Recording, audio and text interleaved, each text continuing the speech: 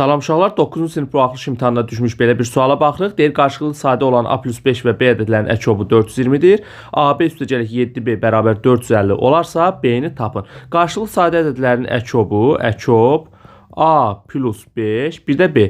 Qarşılıqlı sadə ədədlərin əkobu biz bilirik ki, onların hasilidir. Yəni, A plus 5 vurulsun B-yə. Bunu da vurub atsaq, onda nə olacaq? Olacaq AB üstə gəlsin 5 B-yə. Və deyir ki, əkobu neçə idi? 420. Yəni, bu bərabər 420. Onda bunu da bərabər eləyəcəyik nəyə? 420-yə. Olacaq 420 və mənə əlavə şərt olaraq verib ki, AB üstə gəlsin 7B bərabər 450-yə. Buradan da sistem tənlik kimi yuxarıdakı ifadənin hər tərəfi mənfi 1-ə vursam, onda olacaq mənfi 420, burada olacaq mənfi 5, burada olacaq mənfi AB.